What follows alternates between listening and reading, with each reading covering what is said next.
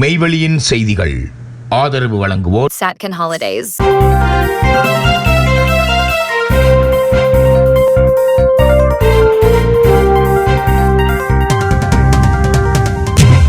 வணக்கம். மெய்வெளியின் செய்திகள் வாசித்தளிப்பவர் சாம் பிரதீபன். முதலில் இலங்கை செய்திகள்.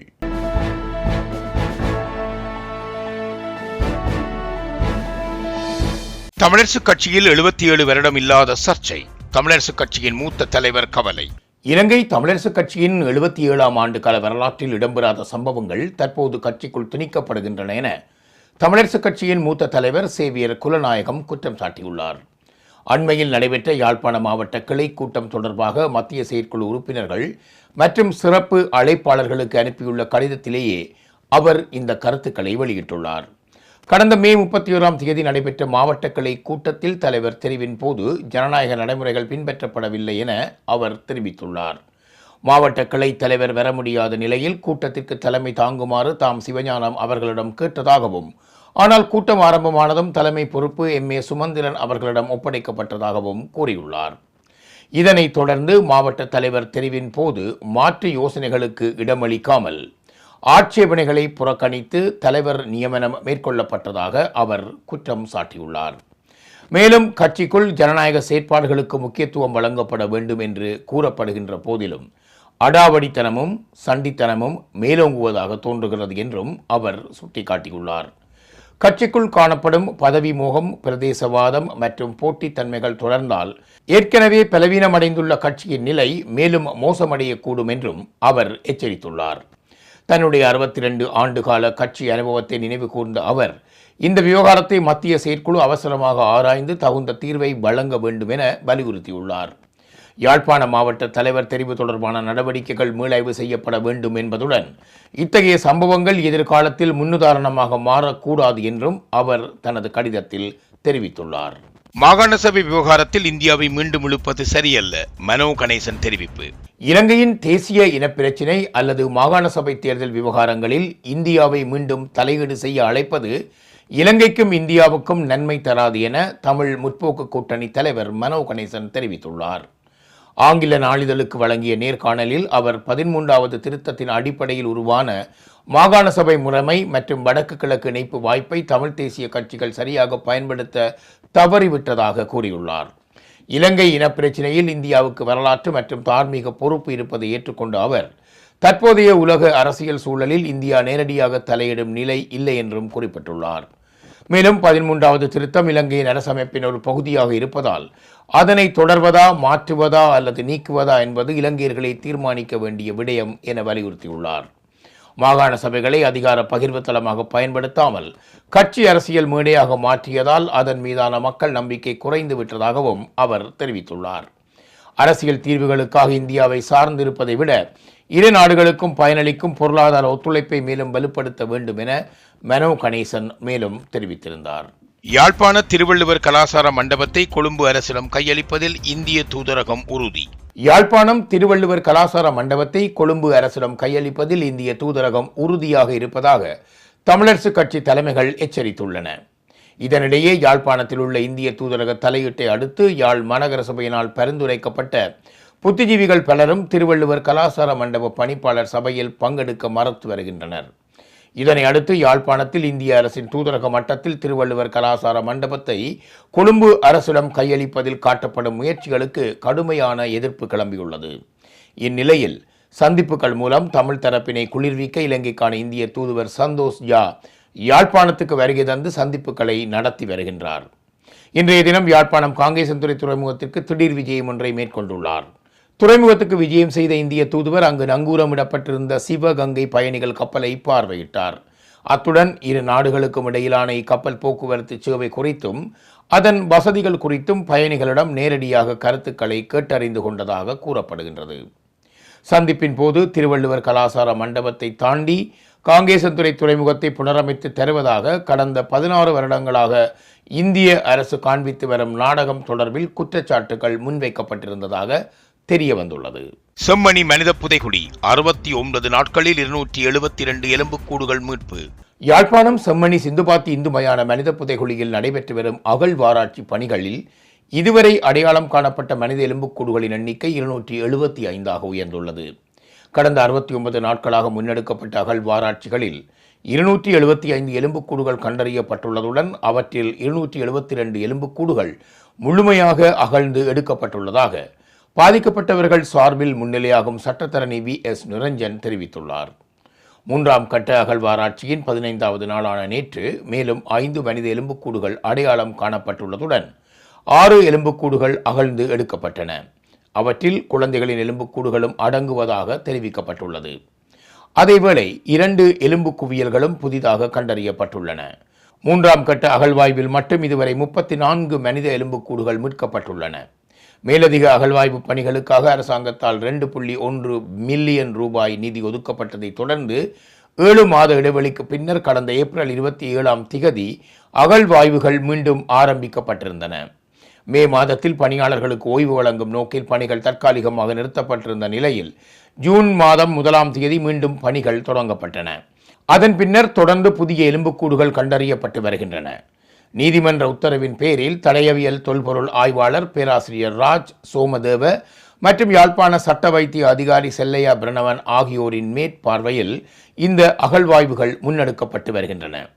மனித எலும்புகளுக்கு மேலதிகமாக குழந்தைகளின் பால் போத்தல்கள், பொம்மைகள், காலணிகள், பாடசாலை பைகள் மற்றும் நாணயங்கள் உள்ளிட்ட 100க்கும் மேற்பட்ட பொருள்களும் இதுவரை கண்டெடுக்கப்பட்டுள்ளன. 2ஆம் சங்கிலிய மன்னனின் சிரார்த்த தின நிகழ்வுகளை அரண்மனையில் சனிக்கிழமை நடத்த ஏற்பாடு. 2ஆம் சங்கிலிய மன்னனின் 407வது சிரார்த்த தினத்தை முன்னிட்டு யாழில் அமைந்துள்ள சங்கிலியன் மன்னன் அரண்மனையில் பல்வேறு நிகழ்வுகள் நடைபெறவுள்ளதாக சங்கிலிய மன்னன் அறக்கட்டளையின் செயலாளர் சிவத்தொண்டர் ஸ்ரீந்திரன் தெரிவித்துள்ளார். யாழில் இன்றைய தினம் வியாழக்கிழமை நடைபெற்ற ஊடகவியலாளர் சந்திப்பின் போதே அவர் இதனை தெரிவித்திருந்தார். சைவத்தையும் தமிழையும் வளர்ப்பதற்கு அரும்பாடுபட்ட 2ஆம் சங்கிலிய மன்னனின் சிரார்த்த தினத்தை 7 வருடங்களாக செய்து வருகின்றோம். அந்த வகையில் எதிர்வரும் சனிக்கிழமை 6ஆம் தேதி காலை 9 மணிக்கு யாழ் நல்லூர் பகுதியில் அமைந்துள்ள சங்கிலிய மன்னனின் சிலைக்கு மலர் மாலை அணிவிக்கும் நிகழ்வு நடைபெறும். அதனைத் தொடர்ந்து யமுனா ஏரி பகுதிக்கு ஊர்வலமாக சென்று பூஜை வழிபாடுகள் நடத்தப்படும். பின்னர் சங்கிலிய மன்னனின் அரண்மனையில் நிகழ்வுகள் ஆரம்பமாகும். இம்முறை விசேடமாக சங்கிலிய மன்னனின் வாழ்க்கை வரலாற்றை கண்காட்சியாக நடத்துவதற்கு திட்டமிடப்பட்டுள்ள நிலையில் குறித்த நிகழ்வுக்கு சைவ அடியவர்கள் அனைவரும் பங்கு கொள்ளுமாறு கேட்டுக்கொள்கிறோம் என அவர் மேலும் குறிப்பிட்டுள்ளார். வவுனியா சிறுவர் பாதாள குழு தாக்குதல் சம்பவம் அச்சத்தில் பொதுமக்கள். சமூக ஊடகங்களில் பெரும் அதிர்வலைகளை ஏற்படுத்திய வவுனியா சிறுவர் பாதாள குழு தாக்குதல் சம்பவம் தொடர்பாக 7 மாணவர்களை ஈரட்டை பெரியகுளம் போலீசார் கைது செய்துள்ளனர். தாக்குதலுக்குள்ளான 2 மாணவர்கள் படுகாயமடைந்த நிலையில் வவுனியா மருத்துவமனையில் அனுமதிக்கப்பட்டுள்ளனர். சமூக வலைத்தளங்களில் அண்மையில் ஒரு அதிர்ச்சியூட்டும் காணொளி பரவலாக பகிரப்பட்டிருந்தது. அதில் வவுனியா பகுதியைச் சேர்ந்த மாணவர்கள் சிலர் மற்றும் ஒரு தரப்பைச் சேர்ந்த 2 மாணவர்களை மனிதாபிமானமற்ற முறையில் மிக கொடூரமாக தாக்கும் காட்சிகள் பதிவாகியிருந்தன. இந்த சம்பவம் பொதுமக்களிடையே பெரும் அச்சத்தையும் ஆத்திரத்தையும் ஏற்படுத்தியிருந்தது. காணொளி தொடர்பாக தீவிர விசாரணைகளில் இறங்கிய ஈரட்டை பெரியகுளம் போலீசார் தாக்குதலில் ஈடுபட்ட வவுனியா ஈரட்டை பெரியகுளம் பகுதியைச் சேர்ந்த 7 மாணவர்களை அதிரடியாக கைது செய்தனர். கைது செய்யப்பட்ட சந்தேக நபர்கள் அனைவரும் 14 முதல் 17 வயதிற்குட்பட்ட சிறுவர்கள் என்பது குறிப்பிடத்தக்கது. கொடூர தாக்குதலுக்கு இலக்காகி படுகாயமடைந்த 15 வயதுடைய 2 மாணவர்கள் தற்போது வவுனியா மாவட்ட பொது மருத்துவமனையில் அனுமதிக்கப்பட்டு அவசர சிகிச்சை பெற்று வருகின்றனர். கைது செய்யப்பட்ட 7 மாணவர்களும் நேற்று வவுனியா நீதிவான் நீதிமன்றத்தில் முன்னிலைப்படுத்தப்பட்டுள்ளனர். வழக்கை விசாரித்த நீதிவான் சந்தேக நபர்களான 7 மாணவர்களையும் எதிர்வரும் ஜூன் மாதம் 10ஆம் தேதி வரை கெபத்திகொல்லாவ சிறுவர் பராமரிப்பு இல்லத்தில் தடுத்து வைக்குமாறு உத்தரவிட்டுள்ளார். சம்பவம் குறித்து ஈரட்டை பெரியகுளம் போலீசார் மேலதிக விசாரணைகளை தொடர்ந்து மேற்கொண்டு வருகின்றனர். வவுனியாவில் சிறுவர்கள் மத்தியில் இத்தகைய வன்முறை போக்கு அதிகரித்திருப்பது பெற்றோர்கள் மற்றும் கல்வியாளர்கள் மத்தியில் பலத்த கவலையை ஏற்படுத்தியுள்ளது. செய்திகளில் இனி வருவன இந்திய செய்திகள். Soft ocean breeze. Bentata welcomes you to paradise with Satkin Holidays. Mirissa Beach. Feel the magic of Mirissa, where turquoise waves, peaceful beaches, and unforgettable moments create the perfect escape for couples. Relax, walk by the shore, and fall in love with every sunset. Weligama. Adventure meets romance in Weligama. Surf, smile, and enjoy the beauty of Sri Lanka with Satkin Holidays. Your dream beach getaway starts here. Satkin Holidays. For more info, contact www.satkin.com.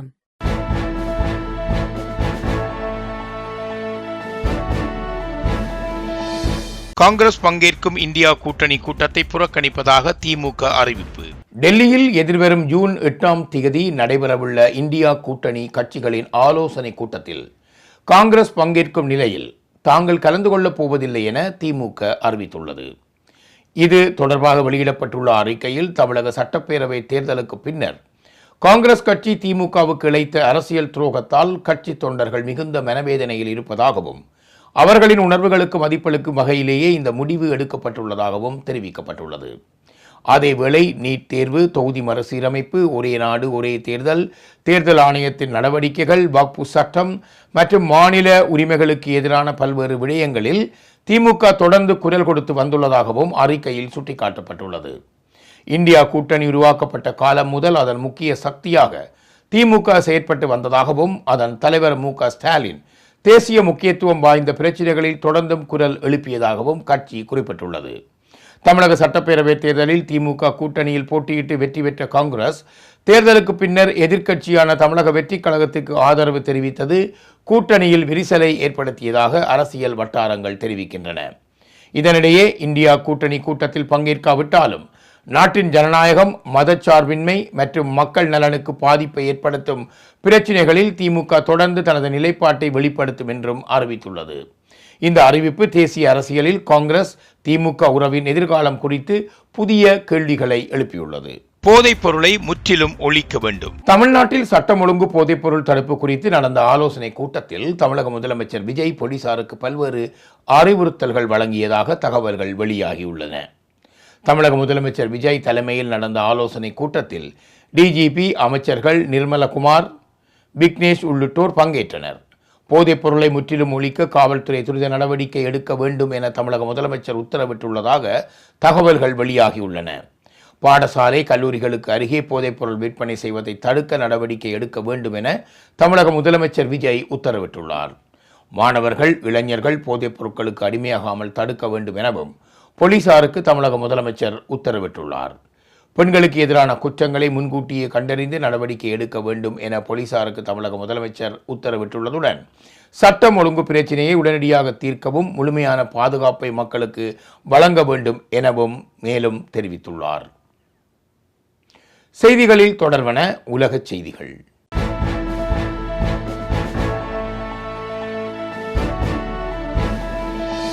Kuwait விமான நிலைய தாக்குதல், Iran குற்றச்சாட்டை மறுக்கும் America. Kuwait சர்வதேச விமான நிலையத்தின் பயணிகள் முனையத்தின் மீது நடத்தப்பட்ட தாக்குதல் அமெரிக்க ஏவுகணை பாதுகாப்பு அமைப்பின் கோளாறால் ஏற்பட்டது என கூறும் ஈரானின் குற்றச்சாட்டை அமெரிக்கா முற்றாக நிராகரித்துள்ளது. குவைத் சர்வதேச விமான நிலையத்தின் மீது நடத்தப்பட்ட ஏவுகணை மற்றும் ஆளில்லா வானூர்தி தாக்குதலுக்கும் தமக்கும் எவ்வித தொடர்பும் இல்லை என ஈரானின் இஸ்லாமிய புரட்சிகர இராணுவ காவல்படை உத்தியோகபூர்வமாக மறுத்திருந்தது. குவைத்தில் நிலைநிறுத்தப்பட்டுள்ள அமெரிக்க தயாரிப்பான பேட்ரியட் ஏவுகணை பாதுகாப்பு அமைப்பில் ஏற்பட்ட தொழில்நுட்ப கோளாறு காரணமாக அதிலிருந்து தவறுதலாக பாய்ந்த ஏவுகணையாலேயே இந்த சேதம் சம்பவித்துள்ளது என ஈரானிய இராணுவ ஊடக பேச்சாளர் தெரிவித்ததாக அந்த நாட்டு அரச ஊடகங்கள் செய்தி வெளியிட்டிருந்தன. எனினும் ஈரானின் இந்த அறிவிப்புக்கு அமெரிக்க மத்திய கட்டளையகம் கடுமையான பதிலடி கொடுத்துள்ளது. ஈரான் திட்டமிட்டு எந்தவொரு நியாயமான காரணமுமின்றி பயணிகள் விமான நிலையத்தின் மீது இந்த தாக்குதலை நடத்தியுள்ளது என்பதே உண்மை என அமெரிக்கா சுட்டிக்காட்டியுள்ளது.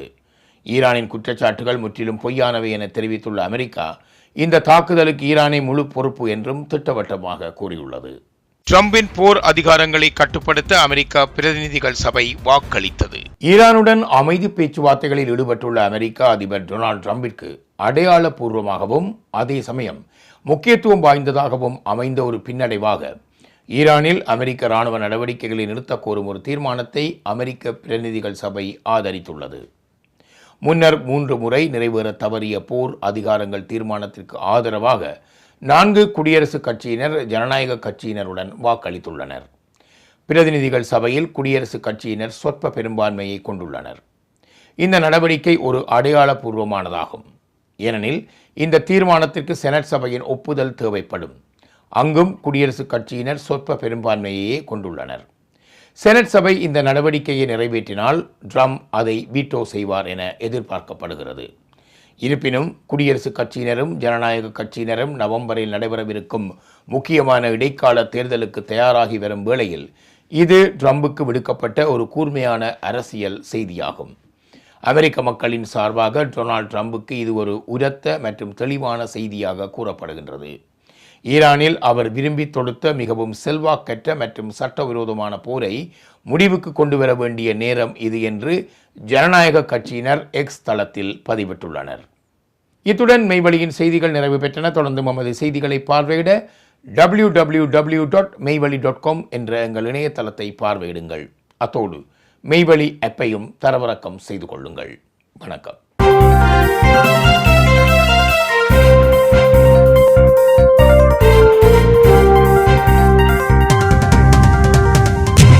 Soft ocean breeze. Bentetta welcomes you to paradise with Satkin Holidays. Mirasa Beach. Feel the magic of Mirasa, where turquoise waves, peaceful beaches, and unforgettable moments create the perfect escape for couples. Relax, walk by the shore, and fall in love with every sunset. Weligama. Adventure meets romance in Weligama. Surf, smile, and enjoy the beauty of Sri Lanka with Satkin Holidays. Your dream beach getaway starts here. Satkin Holidays. For more info, contact www.satkin.com.